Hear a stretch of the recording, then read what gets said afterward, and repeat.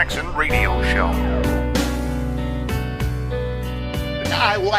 I laugh every time I hear the president's critics saying this isn't normal for a president to weigh in on issues like this. Yeah. They don't get it. That is why he is president, because Correct. he does weigh on.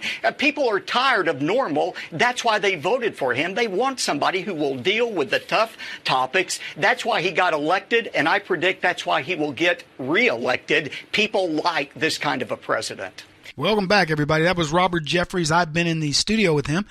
Interesting little fella, and I think he's a pastor, and he is spot on. You like the truthfulness of Donald Trump. You know what else you like? You like the fact that these tweets are not measured. I'm going to tell you what I like about him, and I believe I speak for many of you. You know, if Donald Trump tweeted things where it looked like speech writers wrote it for him, you'd be like, oh, man, that's just propaganda. But Donald Trump will say, guy, I free his kid from China. He doesn't even appreciate it. What can you do to please these knuckleheads?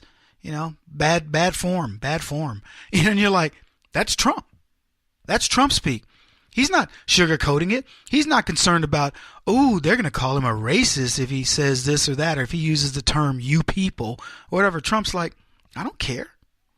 If you freed my son from something he'd done bad in a country, I'd be thankful. He looks at it through common sense eyes. And that's the problem for the left, is they don't understand the common sense approach to this. They don't understand the everyman approach to this. There will be a day where somebody will take Donald Trump's tweets, they will put them into some sort of perspective and write a book about them.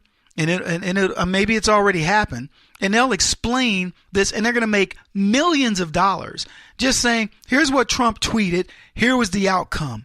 Here's what Trump tweeted on this subject, here was the outcome. And in almost every case, the outcome benefits America. It benefits the Trump agenda, which I believe is the American agenda, and it makes sense. And people, like I said, when he tweeted about the NFL players, everybody beating on me, Kevin, how can you appreciate him doing that? That seems like he's down in the weeds on it. Down in the weeds on what? On the fact that you should stand up for the country? That you shouldn't allow that to happen? He's not in the weeds.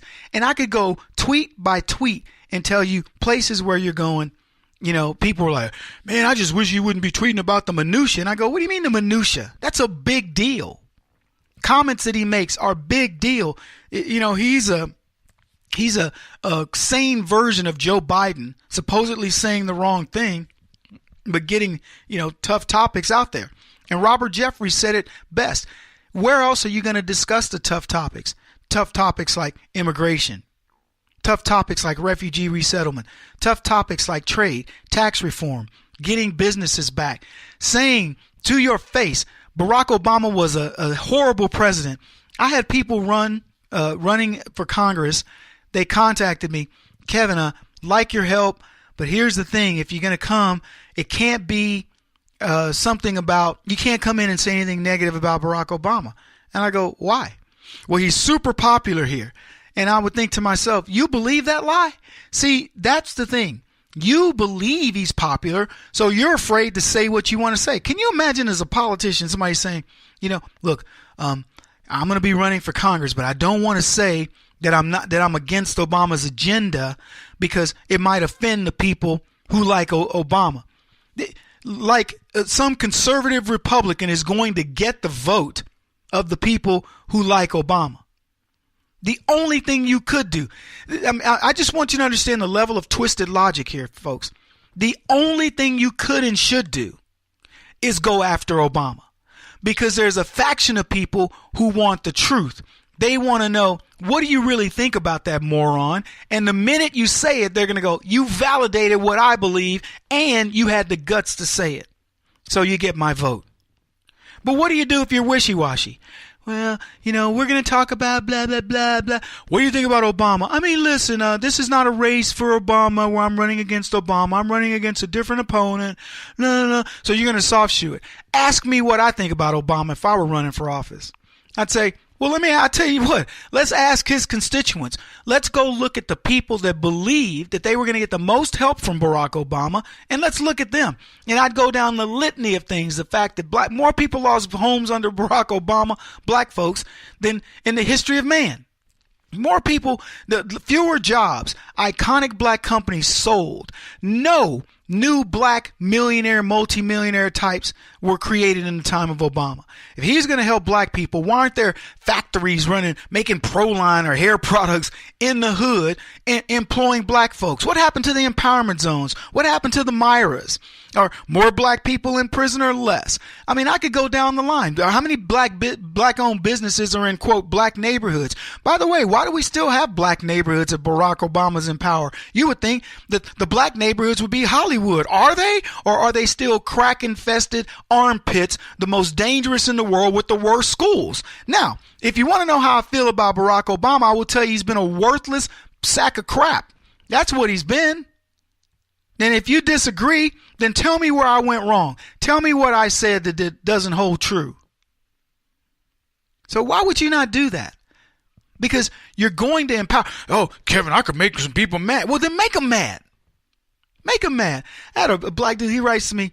He says something about Trump's cook or something, a chef, helping people in Puerto Rico. And he says, hey, you gonna say anything about this guy helping the people in Puerto Rico, or are you still just trying to curry favor with Donald Trump? And I wrote the guy back and I said, see, you told me a lot about yourself in that statement. I don't curry favor with anybody. My opinions are my opinions. If you like them, great. If you don't, I don't care. Ask the people that write to me, and many of you write to me, and where we agree, we agree. Where we disagree, I go, hey, appreciate your writing, but I don't really care what you think. And I move on. Had a guy tell me, you shouldn't be talking about this on your radio show, whatever. And I called him out on the radio show and said, I'll talk about whatever I choose. If you don't want to listen, go. And for the record, I don't even know that you left. As far as I'm concerned, right now, I could be talking just to myself. I don't think so, but I could be. And if that's the case, so be it. Until the radio stations, the PDs say to me, Kevin, nobody's no longer listening. People are no longer listening to you. Okay, then I'll go. And I'll buy myself back 7 hours of every single day. Can you imagine? I've been doing this for almost 8 years, 7 hours every single day, almost a third of my life dedicated to this. And I don't know what the audience is. I'll tell you this, it should be exponentially bigger, because I'm going to do a little tooting here. We deliver the goods every day on this program. Some days better than others, but we deliver. There's not a day you can listen to this program and go, man, I don't know, I was a waste of my time.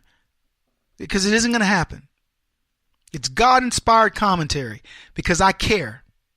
So this guy, he says, you're trying to curry favor. You just want white people to think good about you. I don't care what white people think about me.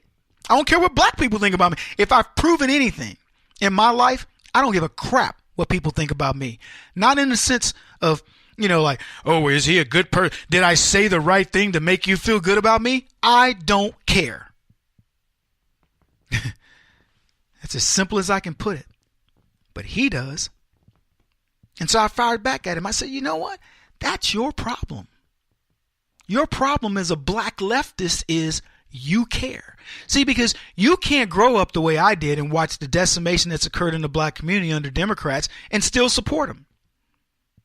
Well, you're always negative against black people. I'm only negative about the things that impact black. In other words, if black folks were to live their lives the way I would instruct them to live it, we would be the kings of the world.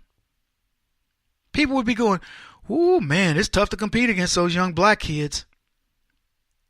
And black people would be CEOs, and we wouldn't be hung up on race. We'd be hiring people based on the content of their character and their ability to do the job.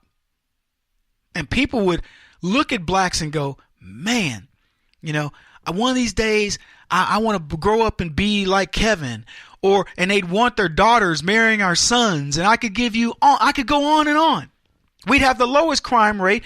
Businesses would be booming in the black community. There wouldn't even be such a thing. We would have the most thriving communities, and people would be clamoring to be around us. They want to get that inspiration. So where's that happen?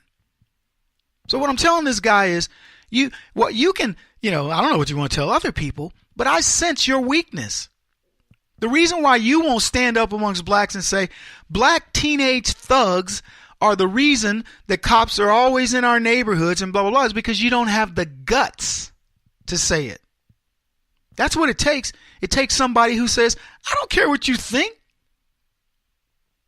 So, look at it any way you want. Like I said, I don't really care. But when these guys write to me and act as if they, I'm some sort of a sellout, it's a joke to me. Robert Jeffries said the right thing, and I've talked about it. I'll talk about it again. In fact, I wanted to get to, we're going to wait. We'll play this next clip. But it has to do with, the people discussing Donald Trump and the left, what type of light they want to put him in. They have to try to demonize this guy as best they can because nothing works. He's a rock star. Kevin Jackson on the Black Sphere Radio Network. Do you owe back taxes to the IRS or state? The secret to avoiding the IRS nightmare is to seek professional representation. My friends at Security Tax Associates provide the most cost-effective and ethical representation in the industry while helping to avoid seizures, levies, and wage garnishments. Security Tax Associates is here to ensure that the appropriate steps are taken to permanently eliminate any possibility of future tax burdens once and for all. For a free, no-obligation consultation, contact Security Tax Associates, 844-779-4177. That's 844-779-4177. 844-779-4177. Or visit them at securitytaxassociates.com.